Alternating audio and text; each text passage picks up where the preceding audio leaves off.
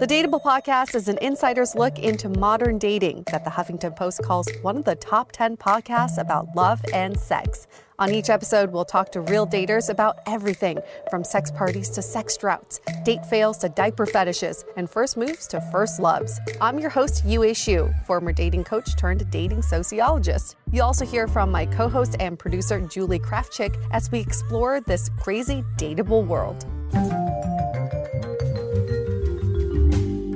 Hello, everyone. Welcome to a brand new episode of the Dateable podcast, where we not only discuss modern dating, but we also like to immerse ourselves in the trends that are going on, the sociological perspective of modern dating, the academic perspective. And what better way to do that than to talk to someone that's been on 800 first dates? There Holy you go. Shit. Holy shit. I'm so tired just even thinking about it. So I wanted to do an exercise last night. This is back of the napkin math. Okay. Of how many dates I have been on in my lifetime. First dates. Uh-huh. And it's really hard because it's, some of them go to second date. It's really hard to do. But anyways, this is my back of the napkin math. There's 52 weeks in a year. Right? Mm-hmm. I think at some points in my life, I was going on more than one date in a week. And then other points, I was going on zero, whether that was I was in a relationship, focused on other things, in a depression because of a breakup. Like there were many reasons that I went on zero dates. But let's say for all intents and purposes, one date a week for 52 weeks. Okay. So I started really dating when I was 27. Like before then, it was very much like casual hookups. I wasn't using dating apps. I think I would probably, let's say for all intents and purposes, we'll start when I was 27. Met my now partner at 37. So that's 10 years of 52 a week. I'm going to take out roughly 3 to 4 years conservatively. Wow, this is very scientific. I really did think about this. 3 to 4 years, I'll say, because of, I was in a relationship for like a year, then it went on and off for a bit, had another mini relationship that kind of was like a year-ish, all said and done, getting over it and being in it, long distance, the whole deal. And then I would also say I was in a deep depression for 1 year after the breakup that I didn't date at all. So 5 to 6 years roughly dating times 52. So that's like 250 to 300. That's a lot. Right? Yeah, but that's your lifetime. It might not be right. Like, I don't know. It's hard to really estimate. Clearly, our guest today, Brooke, actually was jotting these down. And she did have a semi-accurate estimate. She also agrees like it may be a little more potentially or less, but she was saying it might be actually more than 800. But you knew Brooke in New York City. And you've told me about her for years. She's been a legend on Dateable, at least between you and I. And I knew her before the 800 even started. So she's been on way more first dates in her lifetime. This 800 is since the onset of Tinder. Oh my God. Yeah. Yes. So she's been on like 1,000 at least. Yeah. Easily. At least. Yeah. Easily. Because even when I knew her before online dating, she was going on 5 or 6 dates a week. So yeah, definitely. You would tell me about her that she would go on like brunch date, coffee date, dinner date, drinks date. Like it would be multiple in a day. And I've just been like, wow, I can't imagine this. This is beyond, because I've definitely done the double booking thing, but this is like next level. Have you done the double booking though? Like actual double booking? Oh, absolutely have done the double booking. So 2 people show up? Not like at the same time. Like I booked them at, I don't know, I did like You've 5 done the back to 6 back to back. Yeah, okay. That's what I include double booking. Okay. One night. I didn't have like 2 people show up. Although remember when we did that with Tinder Social when it came out? Still one of my favorite, most memorable nights of online dating. For anyone that doesn't remember, Tinder ran a brief experiment where they had group dating, like group chats. And one night it was like me, Yue, our friend Kat, who was single at the time, and our friend Deb, who was single at the time, and our friend Elsa, who had been in a relationship since college that was just there living vicariously. She's there. She was for like a the good one time. egging it on. She was like the one like super into it. We had so many chats going. Was Kiana there? I don't think so. I think it was just us, because I think there was 4 people in the chat. That was my thought. Okay. I think it was groups of 4. She must have been out of town or doing something else that night. We had her in a different Tinder Social. Yeah. Yes, we did. Anyways, We had all these chats. I feel like our convos were basically like just a bunch of memes going back and forth. Do you remember that? It was like no one was even talking in words. And then we told every group, I think we had like 5 groups that we were talking to. We told them all to meet us at this one bar in the Haight area of San Francisco. Nikki's bar. I still remember it to this day. Whenever I see that, I think about this night. We invited all these groups and only one showed up. So it actually worked out. The one showed up because it was Deb's thing, right? It was like her. No, that we just like picked them for her because we're like she was attracted to them, but like they didn't know that. They thought we were like all into the group.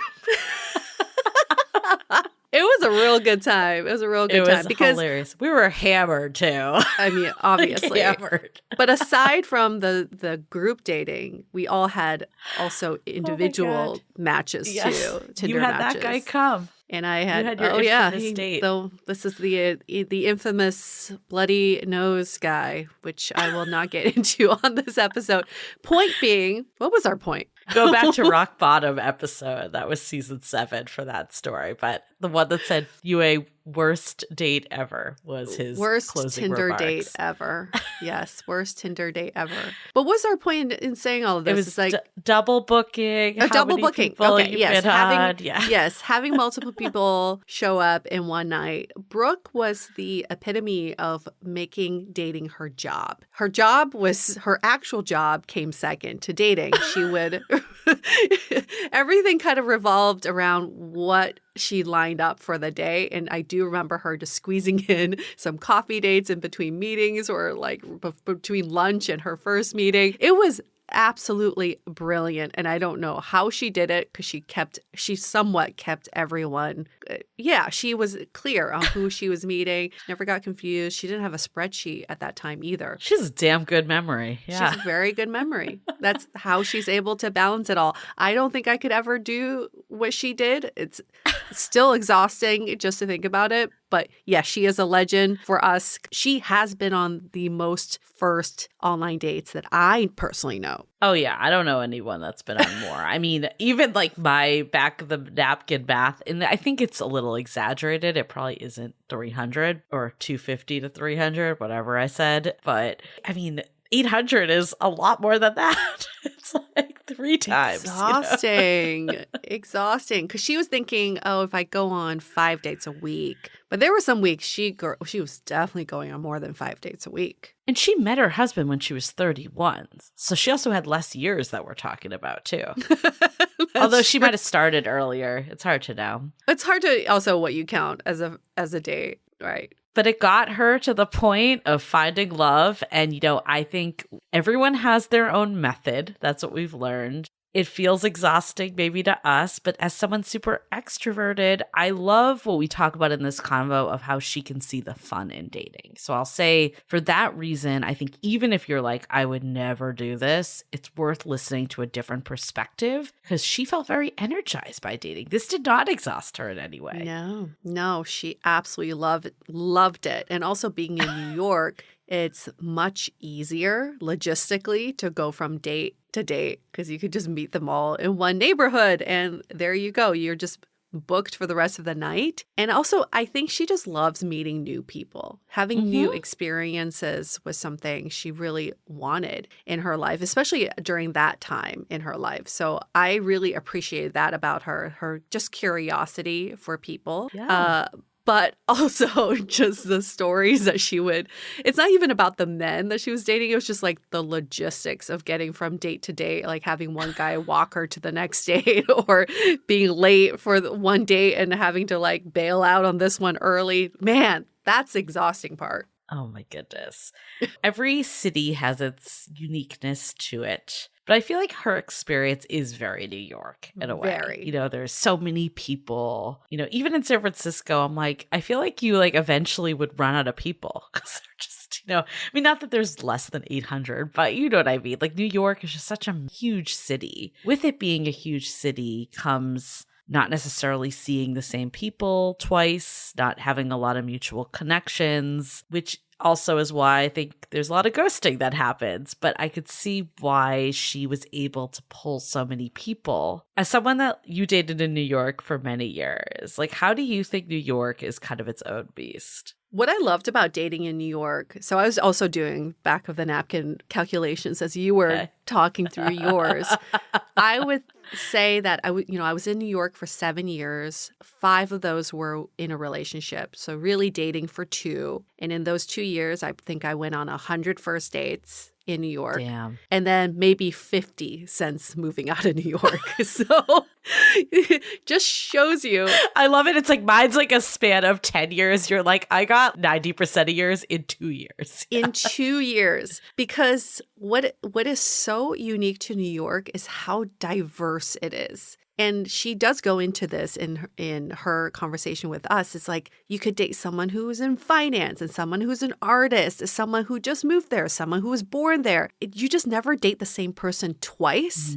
And part of my gripe with San Francisco when I moved there and Julie and I became friends, I just kept meeting the same guy over and over again. Different body. Even in a different body. But same story of how they came to SF to pursue their tech dreams, same education, same outlook on life. And in New York, it's like insatiable, the amount of newness that comes with that city. So you just want to keep going on first dates because you never know which neighborhood you're going to end up in. You never know what kind of person you're going to meet. You never know what kind of experience you're going to have along the way. And so I get how she's able to do that because it is a very unique thing to New York. Definitely.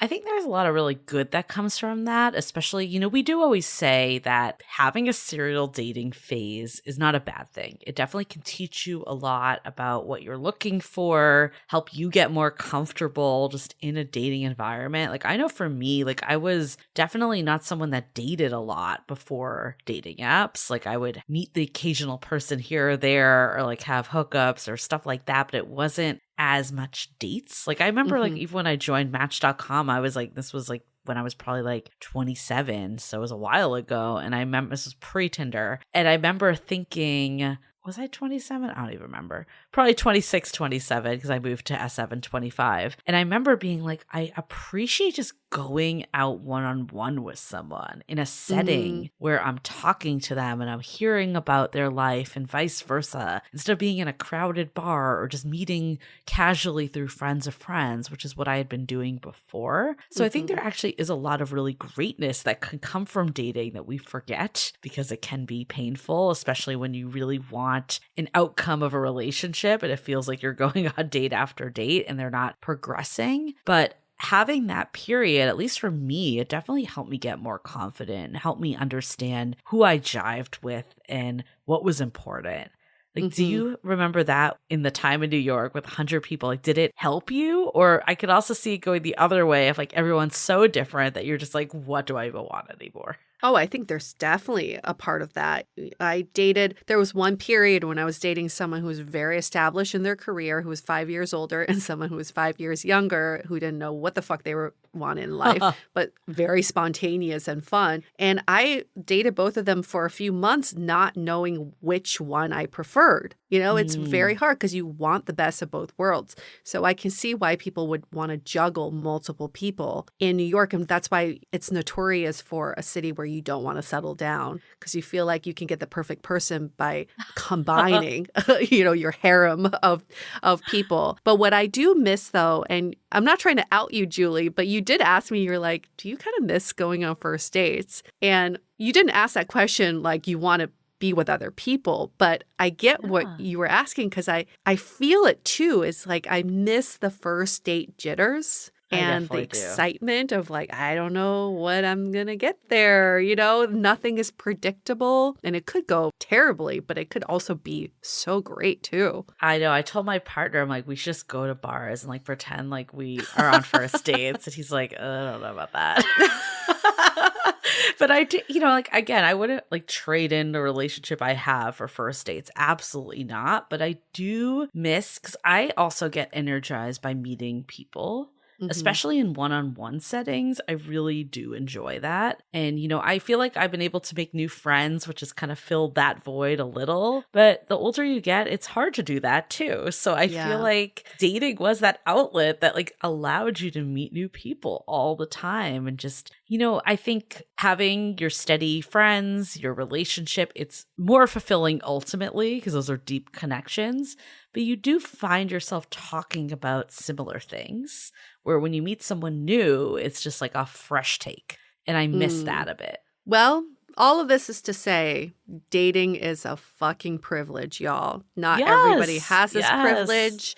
The fact that we can go on so many dates if we really wanted to, the fact that we can say we've had 800 first dates is a privilege. And that's partially why when Julie and I talk about this, it's almost like, oh, we kind of miss it. Not that we would give up our relationships for anything else, but it is a privilege that, you kind of miss when you don't have it anymore. Yeah, I wish I appreciated it more when I was in the thick of it. Because I totally get like now us being like, yeah, we're on the other side of it. Of course we miss it. But when you're in it, you're just like, oh my God, again, I don't want to do this. But at the same time, like there were nights that it was really fun. And especially if you can relinquish control of the outcome a little. I think for me, what I would do different if I were to do it again is be less concerned, like, am I going to see this person again? Are they going to call me?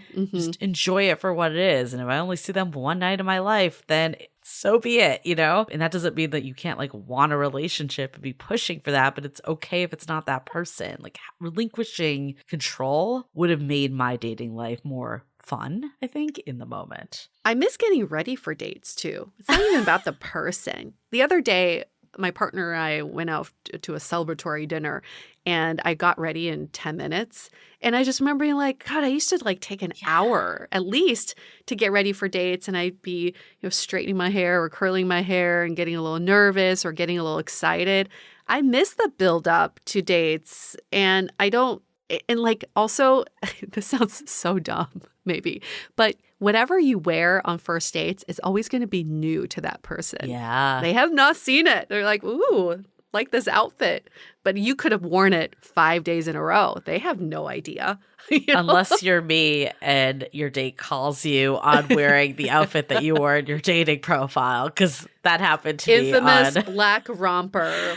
Throwback. I don't even remember what season that was on, but that's a good one. I think it was, what was it called? It was First Date in 12 Years, because I was his first date in 12 years. So go to the archives, look that one up. That was a good one.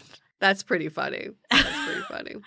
Well, I feel like we might as well get into it because Brooke can share her story better than anyone else, and it is quite a story. So before we get into it, at Dateable Podcast, find us on Instagram, share this with a friend, Do you have a friend that's also gone on countless first dates? Are they feeling hopeful, hopeless, living vicariously through you now that they're out of it, but want to live vicariously through Brooke? Send it along.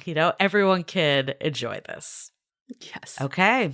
Before we get into it, let's take a minute for our sponsors. This episode is sponsored by Quip. From treats to travel, good oral care habits can fall by the wayside over the holidays. Quip makes it easy to stay on track by delivering all the healthy mouth essentials you need for the season and beyond. I've been using my Quip electric toothbrush for years now, and I can't imagine not having it by my side. First and foremost, I love that it's lightweight and sleek. There are no wires or bulky chargers, making it perfect for travel as well. I have the all-pink metal version that just looks so great on my bathroom counter. You can also upgrade your Quip with a smart motor to track and improve your brushing and earn amazing rewards such as free refills and gift cards. With stylish and affordable electric brushes starting at just $25, you won't be paying through the teeth for better oral health. Trust me, you've got to try it. Go to getquip.com/dateable right now for your first refill free. Plus, shop Quip's lowest prices of the year this holiday season. That's getquip.com/dateable. Quip, the good habits company. Okay, let's hear it from Brooke all about her 800 first dates.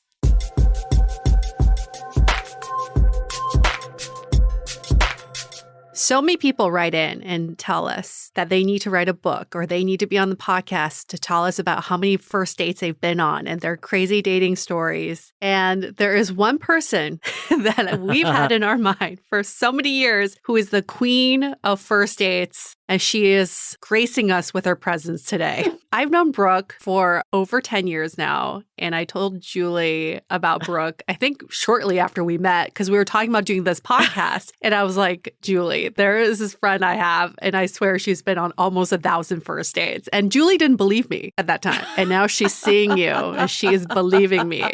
Yes, the legend. I did the math at one point. I'm like, all right, if I did 5 dates, 6 days a week, some days, maybe a couple of days. There was one night I actually did 4 activities in one night. I went to meet a friend for a happy hour. I went to dinner, and then I met a guy for a drink. Oh, no, I went to the gym, too. And I'm like, I guess getting out of work at 5, let's just say, it was very accommodating to my social life schedule. So, yes, I was able to do a lot of dating still. Very efficient. I needed a secretary at one point in my life. So who is Brooke? She is 36 years old, currently lives in London. She's been there for over 3 years, originally from Long Island, and she is married with 2 kids. Her story is about going on 800 plus first dates until she found the one, her fight for the fairy tale, and she did find her one. I have not met Ryan yet, but he seems lovely, and he's brought her over to London to start a family together. But let's go back in time. If we got into time travel, if we got into this machine and we went, tell us about your dating life back in New York before you met your now husband. I would say my dating life was almost basically a job that I enjoy just as much as my job. I definitely love my work, but yeah, it would be fun. When the clock hit 5 o'clock at the end of the workday, I'd be like, all right, who am I meeting tonight? I remember walking on dates and calling my grandma, and she'd be like, which one is this one? And I'm like, shit, what's his name? Which one is this one? I'm like, I don't know. Hold on one second. It was that bad, but it was a fun chapter. At one point, I remember I had to clear my Tinder out because I think I had too many. It was like 2,300 conversations that I had to clear out and restart over again. At one point, yes, I was at a bar, and I remember standing there at Ainsworth. Of course, it was like the douchey sports bar that I always love to go to, and it was a revolving door, and one guy came in. I'm like, I went on a date with that guy. The next guy who came in, I went on a date with that guy. So, yes, if you can get an idea of what my New York dating life was like, I basically, if you were, I hate to say it, over 6 feet tall and around my age range in New York, I probably went on a date with you. I at least had a conversation. Where did you meet all these people? Like in terms of the apps, or like when we went out? I guess, yeah. Did you meet them on apps? Did you meet them in the wild? A lot of them were online. I mean, meeting in the wild was very hard. I mean, the fact that I met my husband in the wild is more like unique than anything. And I had one friend who's like, you're not going to meet these guys on these apps. Like, what are you doing? And it's funny. I thought at the end of the day, first of all, like, what else would I be doing with my time other than sitting home watching TV? I might as well go out, either meet people, know what I want, what I don't want. I mean, in terms of my expectations of whether these guys would turn into something. I mean, I had dates where I'm like, oh my God, that actually went really well. And yeah, of course I'd see him again. But I think there's just, again, the revolving door of dating in New York, I almost think is everyone just kind of dated. And I don't know how it is now. I feel like I'm so out of the game. I don't know. I'm imagining it's still the same for a lot of people. Yeah, I think everyone just kind of like recycles dates. Yeah, it could be. When you have thousands of messages on Tinder, how do you manage your time just scrolling through the messages? How do you keep everyone? I guess you couldn't keep track of them. No, but there were the ones, of course, we all know the ones that we swipe right on, and then you get a match and you're like, your heart flutters a little, you're like, oh, this was the one I wanted. And then, of course, you prioritize those. And then, you start with that. And by the end of the night, boarding picks in. All right, let me go back to those other messages that I didn't go through. And I'm not going to lie, there was a lot of copy paste going on. Hi, I'm 5'9". This is my story. And what's your story? And then you judge the responses. And okay, no, not for me. And I hate to say it, and I'm sure you guys have talked about this, but as shallow as it is, yes, me being tall, the height was a big thing. And I would say if I was still single now, would I still prioritize it? No, because obviously you learn as you get older that there are more important things in life. But in terms of attraction, obviously at that stage in my mid-20s, late 20s, still, that was a big deal for me. And my husband's 6'2", so I can't say I conceded on that. So I got lucky that, that was one of the, again, shallow qualities I say that I preferred. Yeah, you kind of sift through, and by the end of the night, yeah, maybe I'd have a few conversations that were actually going somewhere, and again, banter, and you can kind of sift through the crap, basically. So yes, I had to do a lot of sifting. To this day, I have a stepson also who's actually 13. He's amazed by the fact that I can type without looking, and I'm like, yep, that's probably from the online dating apps. It's all the practice I got. It is. I mean, the fingers just do the talking. Did you have any other criteria outside of 6 feet that you were looking at as you were kind of sifting through all these? Of course. Of course. What was that? Well, the funny thing was, I always like, if I think back, it's like, do you live in New York? You know, how tall are you? But yeah, living in New York was a big thing because I joked at one point, the fact that I ended up with Ryan, my husband, who lived in London. I'm like, I'd rather date someone in London than live the guy who lives in Brooklyn. Like I would like cut out guys who lived in like outer boroughs, but like, no, if you didn't live in New York, like somehow you passed the test. If you lived in Brooklyn, you prioritize things differently. You like more space versus like being in the center of the action. And not to say you're a hipster or whatever, but there's just certain different qualities of a person who lives in certain places. So yes, I was judging people based off that. I mean, again, you look back at how you kind of sift through these people, and is it fair doing an online app? Obviously, you look at photos. I mean, we all kind of judge at the end of the day when we're sitting on an app. You're saying, oh, that picture. And to me, the most impressive picture a guy could post on a dating app is him in a suit standing in front of like a boardroom or something, or like standing at a podium and speaking. To me, that was like, you have power. You have, really? You know, that's what you were drawn to? I feel like that's very New York. That's very New York. That's very New York. That's like very douchey. To be fair, I loved pictures. I felt like I never connected with the book smart guys. I love like the salesy people, the lawyers, the salesmen, the guys who like you can throw into a happy hour and they can just kind of like schmooze around. And no, everyone has their type. Everyone who's met him. He's Canadian. He's like the most gentleman. I always said if I left the room and left my man with my friends, if I came back with, he'd be friends with everyone and start up a conversation, and like Ryan's that type of person. So yes, that type of quality in a person is what I find attractive. Yes, I'm totally New York UA. What can I tell you?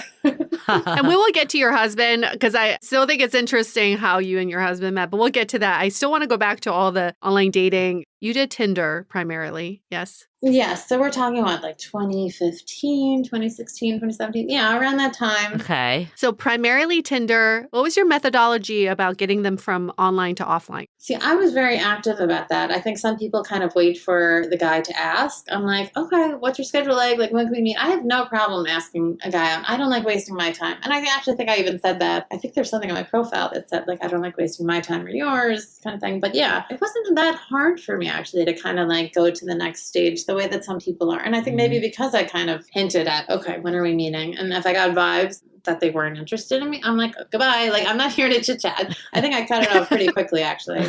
But what I actually recall is if you have a good conversation going that night, if you don't get to that, like, let's meet up level, then forget it. Over. The next day, it's over. Forget it. The next day, you're done. Yeah, it was very much like you have to complete the transaction that night. If the conversation's going well, do not wait. Because the next day, I agree with you. Me and everyone else is going to be swiping on the next person. Okay, so you went on 800 first dates, and obviously you don't need to give an exact percentage, but like how much would you ballpark turned into second or third? Like went beyond the first date? Yeah, I don't know. I mean, yes. Would I give a guy a second chance if like I felt like nothing was wrong? We all want that feeling a little more than that, though. You want to be excited about someone. You want, I'll never forget. And he was a nice guy and he was very into me and I thought he was sweet. He was a good looking dude, but something felt off. And actually he had mentioned to me that I asked him because he was divorced. I said, what was like the best quality of your wife? And he was like, she was pretty. For some reason that rubbed me the wrong way so much. Cause I'm like, really? You're just going to judge someone at that moment off the best person? And I remember he wanted to meet up after he had to work. Something didn't feel right. And I ended up going to a friend's birthday party that night. And because of Happen, the other app, I matched up with this different guy who ended up being in that neighborhood that night. And I wasn't exclusive with the other guy I was dating. So I met him the next day. I hit it off with him so much. And I walked away being like, this is how it's supposed to feel. And I feel like I'll never forget that experience because you can date someone for however long and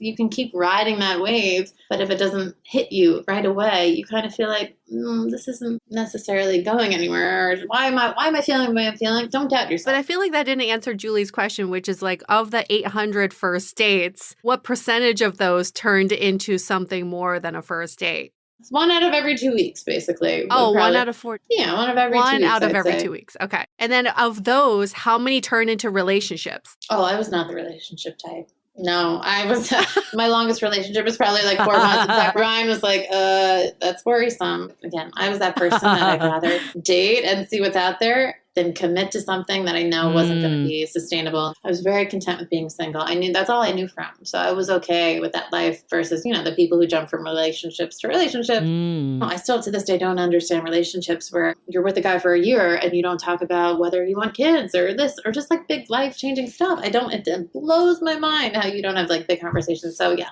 if I don't see you lasting long-term, I couldn't be with them. So basically very few of them became actual relationships. Yes. And I could probably still count on two hands how many guys I actually liked. Okay. So how did you decide this is someone that, I mean, we're going to go into your husband, like, but how did you know to keep going versus to give someone a chance? Being in New York City, I think you kind of have the people who are career driven, and I love that. And I was that type of girl where I said I have to work late as long as he was respectful of my time. And I always said communication, honesty, and respect. Those three things were non-negotiable. If you were working late, you couldn't send me a text earlier that night to say I have to cancel. You don't respect my time. But I don't mind that you work late because I respect that you have a career and I think it's great. And especially in their mid-20s, these guys are trying to establish themselves. I wasn't that girl that, he doesn't have time for me and this and that. No, I didn't care about that stuff. So yeah, I was in the right place living in Manhattan. I think in terms of finding the guy who cared about his career, but at the same time, they didn't have time for me at that point. So I think expecting to be in a relationship or being long-term or ending up with someone when you're in your mid-20s in a city like that, I think is more challenging because these guys actually say, I want to establish my career first before I feel like I can settle down. And I actually find that honorable. Well, it's good to set the scene here too, because when I knew Brooke, when I lived in New York, dating apps were not a thing. And shortly after I left, Tinder kind of took over the city and Brooke was like, this is the best fucking thing I've ever seen in my life. She was like, I can go on dates. There's an app called Peanut. I don't know if you're familiar with that, but it's for moms. I'm in London now as a mother, and you can swipe left and right on moms and then match in your neighborhood. And everyone who knows me were like, this is perfect for you. But it's the funniest thing judging women. You're like, oh, she's not my type. Oh, and some of my great friends here now are from the Peanut app. So yes, it still goes on, everyone. Still in all the apps. So you still like the apps. You're the app queen. What I'm gathering is when you were doing online dating in New York, when you were swiping in New York, it was purely for fun? Was that the intention? No, I wouldn't say that. I would say I enjoyed the process, probably more so than most people did. I treated dating as a hobby. And I thought that, again, you asked me, what TV shows did I watch? I'm like, why would I watch TV? I didn't sit on my couch. I would go out and I'd go out and meet people. I'd go out almost every single night. I wasn't a big drinker either. I'd find ways to get guys to pay me to buy my dinners. To me, I argued it was cheaper than drinks. I joke I have a personality that doesn't require alcohol. I actually prefer guys who don't need to get drunk to be around me either. But yes, I would go out every night and yes, would I have a drink? Sure. Sometimes I'd say I needed water or whatever, but I would always find a way to basically go out. And I enjoyed the process of meeting people. I guess I'm more of an extrovert. I like to be social. So to me, it was a no-brainer. And there was a guy who I dated for 3 months who I wasn't sure about. And this is another reason why I said, let me go out and date, because I'm like, all right, I actually met him off Match.com. I ended up meeting him and I'm like, wow, he was really impressive. And I dated him for 3 months. And this is probably why I gave every guy a chance, because I was not excited going into that date. So it's like, you never know who you're going to meet. You never know who's going to wow you. There was another guy who, funny enough, also lived in London. And I'm like, oh, what's the point? This guy doesn't even live here. And I got so annoyed at him. He was joking around and text. I'm like, why am I even wasting my time with you? And it was again, my attitude going in was awful. I met him and I was like, this guy's hilarious. And he was so much fun. And nothing ever happened, obviously. But you never know until you meet someone. So I just always felt okay, what are we really, truly judging each other on a dating app? And I tell this to my girlfriends who, again, everyone can get dejected and the process is draining. And, oh, this guy sent a dick pic and all. It's so easy to just want to check out and say, you know what? I want to wear sweats. I want to sit on my couch. I'm over it. Kick it into high gear. Go out. And again, I didn't meet my husband that way, but I learned what I wanted and what I didn't want. I had great stories. I mean, get up and just not take it too seriously, but go in with an open mind. I can relate to what you're saying. As being in a relationship for a year and a half, I do kind of miss just meeting new people and the what can happen mentality. You don't get that anymore unless you're on Peanut. I guess that's another way. Outside of, the good stuff, that I think what you just said is really important for people to hear, that there is a lot of good that comes from dating. What other context is someone just so willing to go meet up with you?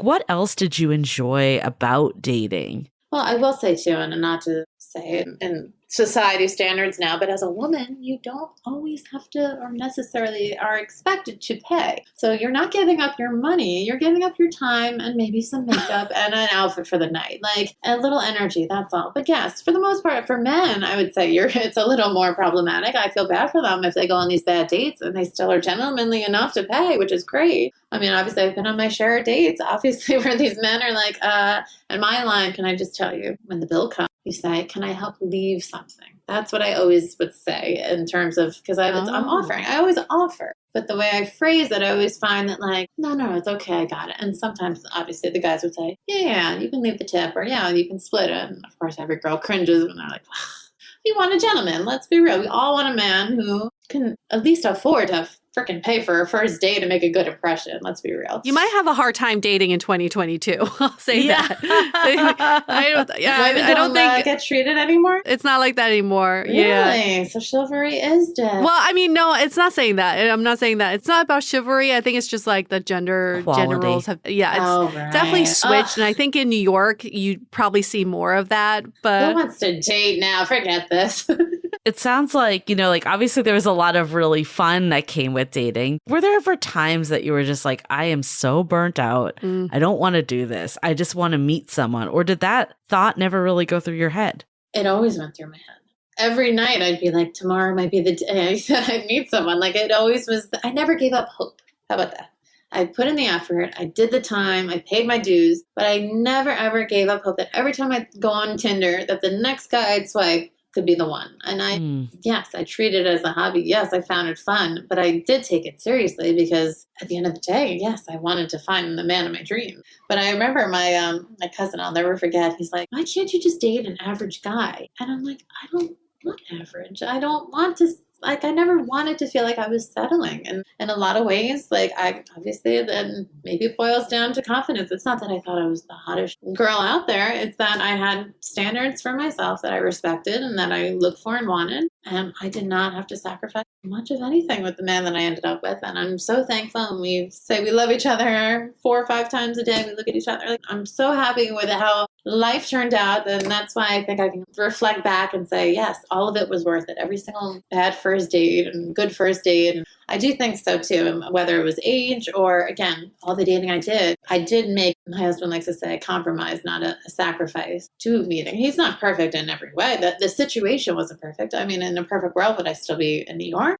Maybe. But at the same time, I've embraced this chapter that I've moved to in London, and it was all about timing. I don't think if I met Ryan earlier and he told me he was divorced with a child and I'd have to move to London to be with him, I would have been like, swipe left. And especially if you put that in a bio on a dating app, holy crap, I'd be like, no way. Let's get to your husband then, because do you think you would have swiped on your husband if you saw him on an app? I would have 100% swiped. I mean, I find him attractive, but I would not have any expectations. And that's the thing. Like, we've all probably seen guys who said, I don't live here, but they're attractive. And you say, okay, you're here for a few days or a week. And yeah, I'll be your +1 to this or that and show you around. But the expectation level of it actually continuing would not be there. And I remember Ryan and I had this like fairy tale first week. And he's like, I'm coming back for you. I'm like, okay. But no, he did. The next day he said I booked a flight and for 2 weeks. Now, to be fair, Ryan was working in the U.S. and it was his company. So he was able to fly back pretty frequently. Now, for most people, yes, it's probably not as sustainable. And we were able to build a relationship because he was in New York so frequently. So that helped, obviously. It wasn't just... Wait, how did you two meet in the first place? How did we meet? So this was one of those nights, or one of those stories where like, I wasn't supposed to go out and he wasn't supposed to. So basically, it was a Memorial Day weekend on 2017. And funny enough, my friend, Kat, who you know, she actually, I remember, was supposed to fly to Florida. Her flight got canceled. And she's like, the day of that Sunday, she's like, I'm going to go get tickets to a show. Do you want to come? I was visiting with my grandpa who's in a hospice. And I was so close to saying, Mom, you always say how I never come home for the weekends. It's Sunday. Maybe I'll come home that Monday. She got tickets to a show. I'm like, all right. So I went out with a bunch of girlfriends who were still in the city. Now, the city clears out on the weekends. Everyone knows. Memorial Day weekend, everyone goes out east to the Hamptons. It's all filled with tourists. So we went to a couple bars and we started out, we had a fun time. And then one of the bars we went to was dead. And I'm like, you know what? Let's just go to the Standard Beer Garden. This is where all the tourists go. Like, it's going to be the only crowded place. Let's end up there. Ryan, on the other hand, was having a fun day out with his friend. He was in town, obviously, and in London, like, he doesn't have a driver's license. He doesn't drive. And in London, when you go out, you don't need ID. So he tried to get into Louvain, which is in the meatpacking, and they're like, we need to see ID. He's like, are you kidding me? Like, look at me. So he had to go all the way back. He actually really wanted to go to this place, apparently, versus trying somewhere else. So he went all the way back to Midtown to go get his passport. Comes all the way back downtown, and he goes out of the cab with his friend, goes to the bar, walks his way, and he's like, oh my God, I left my passport in the cab, which is a big deal. Yeah. So he ended up finding a way to sneak into the Standard Beer Garden. Now, I still remember standing at the bar, and I looked around. Obviously, we all scope out, right? And I see this guy talking to girls. I'm like, he's cute. I look around. Okay, he's cute. I'm standing, and the second guy who I thought was cute, like, works his way towards me and says, I could feel his presence on me. And actually, I said the first words. I said, do you need to get a drink? He says, I do. Do you want one? And the rest is history. But no, he did say, though, that a light was shining on him that night. And I'm like, you sure it wasn't the pendant light that was like shining on me? And he said, no, it was like a love at first sight moment for him. And like, he texted me the next day. We actually had a double date with his other friend and my friend Kat. Turned out it was his mother's birthday that day. And his mother passed away like a few months prior. So this was really a random encounter, like just two random people at a bar, no connections. Right. I think what's interesting about this is you said it, like, I probably would have found him attractive on a dating app, but I maybe wouldn't have invested in this. But because you met him in a chance encounter, you had a different way of looking at it. How do you think, though, all your years dating prepared you for this moment? Do you think that it kind of came down to Yes, it? I do think so. It's almost like if at the end of the day, think of going on a job interview and going on 800 interviews. Don't you think you're going to get some experience of like talking to the person hiring you? I mean, I think I gained so much comfort level talking to guys. I also worked in sports, and I was very comfortable like schmoozing with guys and, shooting the shit, whatever. So I just felt like when I was out with them, it got to a point, and we all gained certain confidence at some point in ourselves, but I stopped caring about certain things and just let go a little more and just kind of joked around. And I think I just was more comfortable talking to guys at some point too, and less insecure about the things that maybe you should be insecure about. This is who I am, or I'll take it or leave it. Like, that was kind of where I was at. What made this interaction and relationship different than the ones you've had where it was like 3 or 4 months? Yeah. This one is lasting, where we're seeing now the trajectory is a lifetime. Yeah. No, he came on very strong, but in like a charming, gentlemanly, like kind of like swept me off my feet way, to the point where my friends were almost like worrisome about how he was coming strongly at me. And I'm like, but I knew he was genuine. And that, to me, at the end of the day, was just so unheard of. So something we've just never, I think every girl wants, this man who just knows what to say and do in the right situation, just treated you like gold, and we clicked. We had things in common. We had common goals. And I remember too, actually, when he came back that second time after our fairytale week, and he was staying at his hotel, and he's like, can I get a key for my girlfriend? And I'm like, whoa, like, hold on. Like, in my mind, I'm just like, wait a minute, what? In what world does like 1 week of like fairytale dating equate to a girlfriend? So it freaked me out a little. I think then we went up to his room, and I remember just like hugging him, and there was just this like connection of warmth, and like it felt right. And I actually put in my wedding vow, which you can see this photo, but I put in my vow to my stepson. I remember when Ryan gave him the phone, and I got off the phone, and I told him, Saul, in my wedding speech, I said, I got off the phone, and I knew, I'm like, I'm going to be this kid's stepmom. It's just like something just felt different this time. It's one of those weird feelings, like when you know. He wanted me to meet his stepson a couple months later, and I had girlfriends who said like, no, it's too soon, like this is weird. And I'm like, but if I'm not showing commitment to him, why would he show commitment to me? So it's like, you gotta like, I kind of pushed forward a little further, and he told me he loved me like 3 weeks in. I'm like, I remember all I said was, I'm in this fairy tale with you. That's what I said. So yeah, that's a good response. 2-3 months, I told him I knew I loved him. And the other thing I knew I loved him is when I was comfortable talking to my mom about him, because she would nag and ask about all these dates. I don't think she knew about a good chunk of the ones that I wanted. But when I mentioned Ryan, I'm like, I could talk to you about this one. Like, it just felt right. I felt comfortable. You said something really interesting earlier that, you had certain criteria and he on paper didn't necessarily meet them. I mean, some of them, the height was there, but like you wouldn't have necessarily gone for someone that lived in London, or you were going to be a step parent. Right. Like, what do you think changed for you over the years of what you actually looked for in a partner? Well, I think we all get to a certain age where, and this is where I'd say now, if I was still single, and unfortunately I have friends who are still kind of struggling in New York, I would be willing to give up the height thing. I'd be willing to give up certain things, the location, because at the end of the day, again, you just want someone who's going to be compatible. You want someone who's going to treat you right. So yeah, I think time just changed. I mean, I was in the same job and I love my work, but in the same job for a while, same apartment, single. It was like, something's got to give here. So I think at that point, when I met Ryan and he said I'd have to move to London.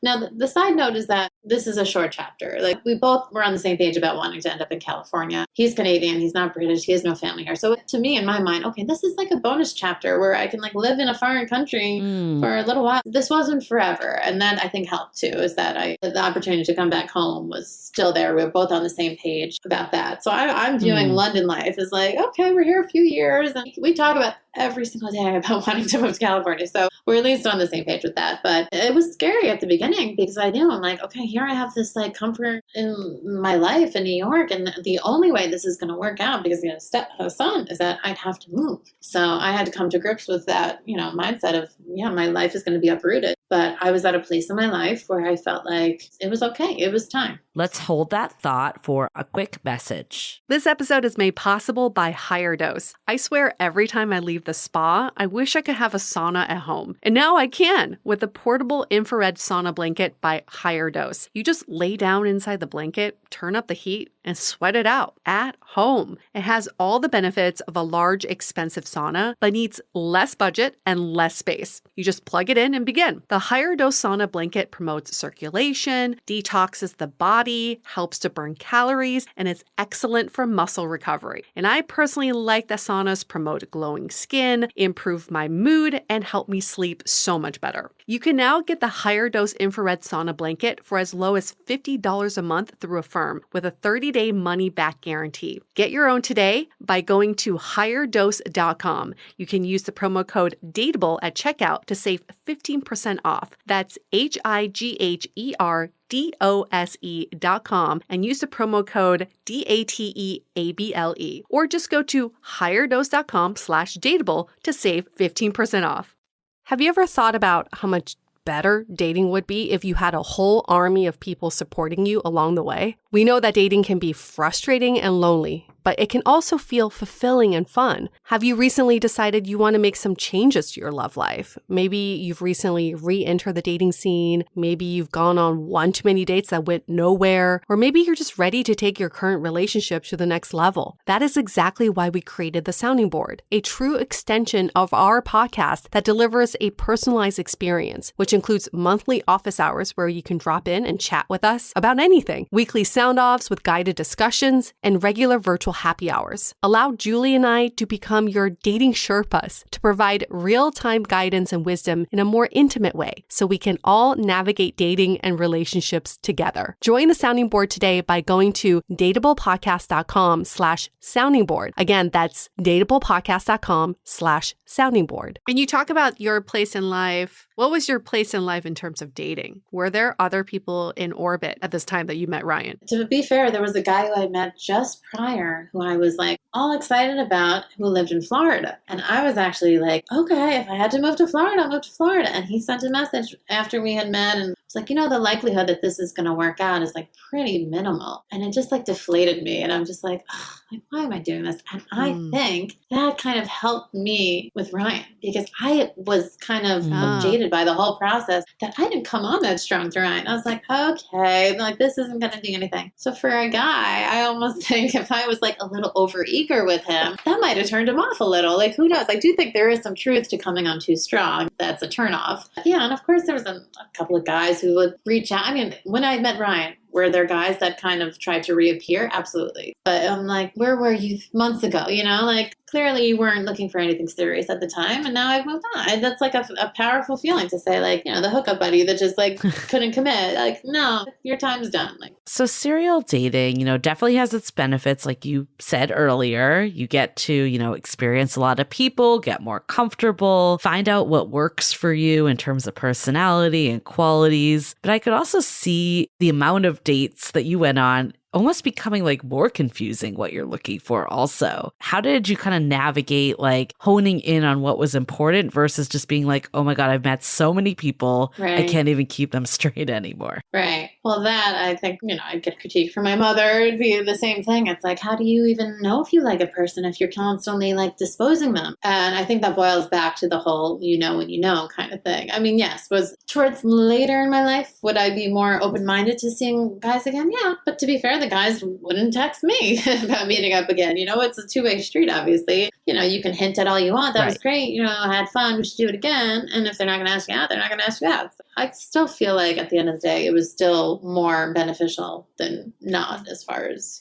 my time. I only think maybe I just cut people off probably too soon if I didn't feel it right away. And that, you can argue, is probably a byproduct of the dating world we're in because of the options. I mean, let's be real. Again, New York, if you didn't hit it off right away, of course you would just say, well, the grass is greener. And that's part of the problem, obviously, as you guys know, with dating in a big city, is that, everyone, the options are just always there. I didn't have that problem in New York, and that's why everyone doesn't want to commit, because there's always the next person to swipe on. So what I'm hearing is Ryan came into the picture at a time where you were a little bit jaded by this previous guy, but also set you up to be open to moving. So that was key. Correct, and also Ryan seemed to drive the situation quite a bit. He came on strong in the sense that he was very open and clear about how much he liked you. And in fact, it was love at first sight. Aside from Ryan, was there anybody else in those 800 dates that showed this type of initiative? Were there guys? Yeah. And it probably turned me off. It probably scared me. I mean, if I was younger and a guy came on this strong, I think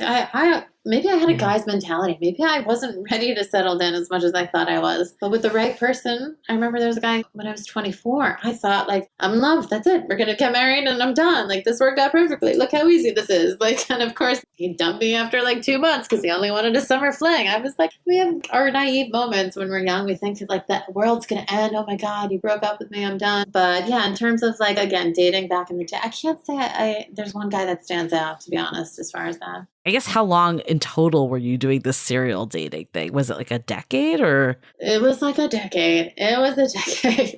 I moved to Manhattan. I mean, again, my longest relationship before Ryan was like 4 months. So that's why I'm like, when I crunch the numbers, I wish I truly kept track, because that actually might be more than 800. I don't even know. I am taking a guess.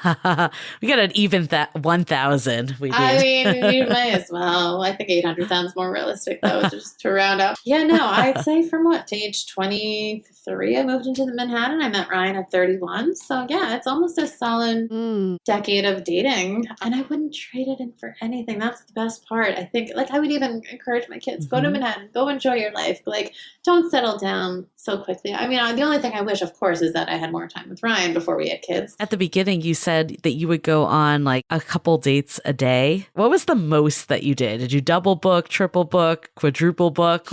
Take us through that. One of my friends still jokes. I don't even remember this, but she's like, I love when you had the guy walk you from one day to the next. I was like, I did that. Oh my God.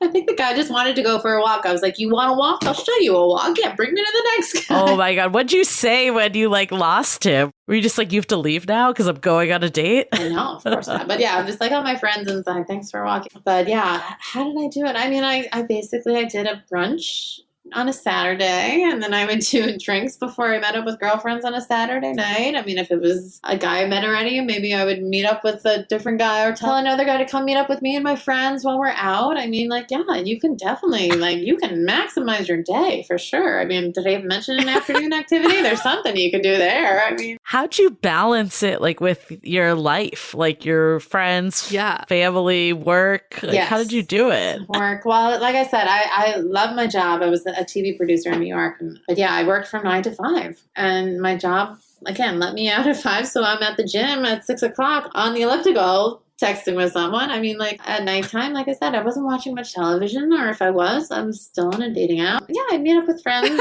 a bunch. Thursday, Friday, Saturday would kind of be like my girls' nights. We'd have happy hours, and I think Friday we'd take a break maybe. But yeah, I'd always invite a guy out if I thought it would be like, if he wasn't worth a date and I thought, okay, I'm out, bring your friend. That would be another thing. I'd be like, you bring your guy friends.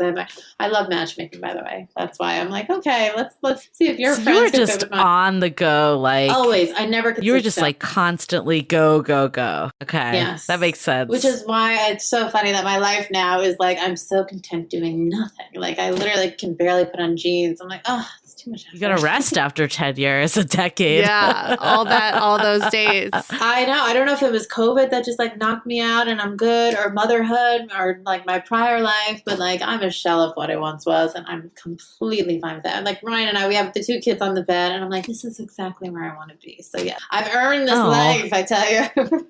So I have a question for you, because I could hear people saying like, okay, you like dating, it was your hobby, we get that. But then there were some of these people that you've said, I didn't really see anything, so I invited them out with my friends. Or I knew they live far away, but hey, I'll just meet them anyways with no expectations. Right. Why even go for those people versus saying like, okay, they're not actually in the place of someone I could date? For the story. I always would say it's worth a good story. And that's actually part of like what I loved about the online dating world. Like there were famous people you'd match with, baseball players, like just like certain things in the world that I was living in that I felt like. One guy who I matched with, I'm still friendly with today. I actually wasn't even like attracted to him. He wasn't my type. He looked like a soap opera star. He was a football player. I actually set him up with another friend. I'm like, and he came out with his friends. His friend dated my friend for a while. It's just like, you never know who you meet, who you can like mingle with, and then where the night can take you. Looking back now, I mean, sure, there's plenty of stories I don't remember because obviously there were a lot of dates. So, but yeah, I started writing a book actually, and like in between each chapter were like mini chapters of like these awful dates that are just so memorable. Do you recall a funny dating mishap story like what we're alluding to with double booking or triple booking? I have funny stories. The guy passed out in the bathroom when we were at a restaurant. The waitress came over and said, I'm sorry, I think your date's like fallen, or oh my God. Well, passed out. Yeah, he was drunk. Another guy, he was so drunk, he was like feeding pigeons on the date. He ordered me like a cheap beer before I even got there. I'm like, okay, that's not necessarily what I would have, not to say I would have gone for an expensive drink. I'm just saying he just was like clearly just off. Something wasn't right with him. But do you remember like actually double booking and 2 people show up on a date? Oh, I was good with that. I was like, I had my shit together. She had her tracks better than that. That's very impressive. Yeah, I'm telling you, I was like, I joked I needed a secretary, but I think I got it. Like, oh my God. What I'm gathering though from you, and correct me if I'm wrong, like these dating mishaps that the guy passed out or whatever, it still didn't get you down. Like it was just a funny story, or did you feel discouraged by it? I mean, yes, don't get me wrong. I'm sure there are times where I'm like, I can't keep doing this. Like, we've all had those moments. And I'm sure, and looking back, yes, I want to believe that I didn't. Yeah, it can be discouraging, especially when there's a guy you liked and he didn't reach out again. Or, yeah, we've all, like, had the ups and downs. But, again, I boil it back to the hope. There's always that hope that the next guy who you meet was going to be the one who can, like, sweep you off your feet. But, yeah, I'd still try to go out. I did not have much success meeting guys out, to be honest. So the fact that I met my husband at a bar and I have a story, that's what I love. And again, I'm all about stories. Yeah. What advice would you have for the people that, you know, might be feeling discouraged of going on date after date? Like you just said it a little of keeping that hope, but like, what would you tell someone or your past self in this moment? Yeah, I would say just go in with an open mind and treat it like, again, a night out that you can walk away with a good story. You can walk away with your husband. Most likely not, but at least you walk away with something more unique than just sitting on, like I said, the couch. I think at the end of the day, you have to be willing to put yourself out there to get anything. If you don't do that, then you're not going to have any experiences. Yeah, I think this was such a good conversation. I will say your approach is definitely very different than sometimes what we talk about. We always say it's not a numbers game, but always you know what I'm gathering from this though? I mean, you know, I think you ultimately need to do what works for you. Like if you're an extrovert and you get energized by dating, date. What I love about this convo, Brooke, is that dating was energizing to you. And I think we can get so down on dating, but we really need to look at like this, I'm connecting with another human being. I'm getting to know someone new. I'm going to a new place. Like this is fun. This is better than watching TV or sitting on my couch, not interacting with anyone. Like, I think we're so down on it, but what dating can bring, and you never know where you're going to meet someone. And that's why I hate when people are like, I won't do apps, I won't meet in person. Like, just be open, because you were an app person primarily, and now you met your husband in real life. So it's like, you just never know. So why cut out any avenue? Like, why not just be open to where you're going to actually meet them? It's very rejuvenating. And the more you can learn from your experiences and keep an open mind and stay positive about it, like, that's going to bring someone into your life ultimately. You said it better than I could have ever. Yeah. My takeaway is that sounds extremely exhausting. And right, Julie, I think it's like people just have to find what works for them. Yeah. People do not energize me, so therefore I would not be doing that. But if people truly energize you like they do with Brooke, it feels like people feed your energy. And that's a great thing if you know that, to explore that a little bit more. I would also say that Brooke's story isn't so much proving that it's a numbers game. I think it's proving that open-mindedness works. You did not meet your husband on the apps, so it wasn't about those 2,300 messages on Tinder, but because you got the reps in of being open-minded and just seeing what else is out there. Like, I'm open to being surprised and delighted tonight. Let's see what happens. That is what helps us open our hearts to the potential. And you had these deal breakers probably from your early 20s that slowly went away and said, I don't need to be so tied to New York. I don't need to be so tied to this idea. I'm open for that person who's willing to treat me like gold, like you said. Right. So it becomes more about the person and not so much like these deal breakers that we make without actually meeting the person. At the end of the day, too, it comes to self-respect, knowing what you want, knowing what you deserve, and putting in the time and the effort and not being dejected, not like letting things get you down. Again, I mentioned hope, like just always feeling like there's hope that the next guy you swipe on, the next guy you meet can be the one to sweep you off your feet. Even if you walk in with zero expectations or like thinking, oh, here we go again, like another bad date. No, because like I said, there were dates that I went on that I walked away thinking like, wow, that was way better than I could have ever imagined. So those were the days that gave me hope to keep swiping and to keep going out there. And like I said, I think my confidence level of just, or the lack of care at a certain point of saying, you know what, take it or leave it, this is who I am, just kind of brought me to the man of my dreams. And I'm very happy, and I'm a success story, and I couldn't be more grateful for my experiences in this dating world. I have no shame, and I probably should. I joke and I say it all the time, and my stepson knows how many dates I went on, and he's like, really? Are you kidding me? But yeah, I think because I have the success story, I don't have a problem with how I got here. Yeah, I mean, every experience is helping you out on your journey. And the more that you can just look at it as the journey that you're going on, and the fact that it gave you the confidence, it gave you the interaction skills, the relational skills, like all that, you just can't do that by sitting at home and not interacting with anyone. So I do really love this mentality of like, how do I start to, get to know myself, be more comfortable, all that, and using dating as that growth mechanism. And like I mentioned, the job interview thing, like, again, how many job interviews do you go on where you finally feel like, I'm confident I can talk to this recruiter, this boss, whoever, and tell you my spiel, and this is who I am, and this is why I should get the job. And that's like, you either want me or you don't want me. That's how it should be. Oh, yeah. Just not caring what people think. Don't care. This is your life. Well, we care about your life. We care about you, your story. Very excited to have connected with you and finally got to the bottom of how you and your husband met. If I just motivated one girl to get off the couch. That's all it takes. An angel gets his wings. Yes. Thank you guys for having me. Thank you, Brooke, for this conversation. Well, we'll be on the lookout for your book whenever you can finish that. Yes, whenever I can get these kids to school and I have time to be me again. Yes, absolutely. There you go. There will be time. For all of our listeners, thank you so much for supporting Dateable. If you want to get your reps in, you go on give us a rating and review on Apple Podcasts. That 5 stars looks really good right now. You can just tap that and write something fun and sweet and loving, because, that's how you can get your reps in with finding love. And we are here to help you all find love. Okay, we're going to wrap up this episode. Stay Dateable. The Dateable Podcast is part of the Frolic Podcast Network. Find more podcasts you'll love at frolic.media/podcasts. Want to continue the conversation? First, follow us on Instagram, Facebook, and Twitter with the handle @DateablePodcast. Tag us in any post with the hashtag StayDateable, and trust us, we look at all of those posts.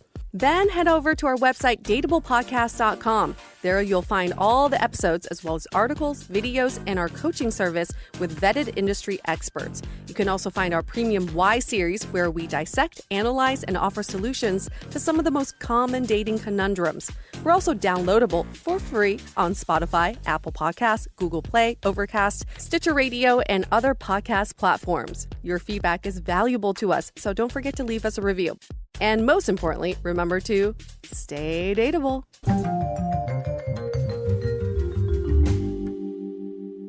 What could be germier than a bathroom doorknob? Try unclean countertops, TV remotes, fridge handles, gaming controls, and all kinds of things around the house. Help your family stay happy, healthy, and uninterrupted by illness this year with Clorox Disinfecting Wipes, Clorox Bleach, and Clorox Disinfecting Mist. They kill 99.9% of cold and flu viruses on hard, non-porous surfaces when used as directed. So get germs out of the way and get on with your day with Clorox. You're unstoppable when you start clean.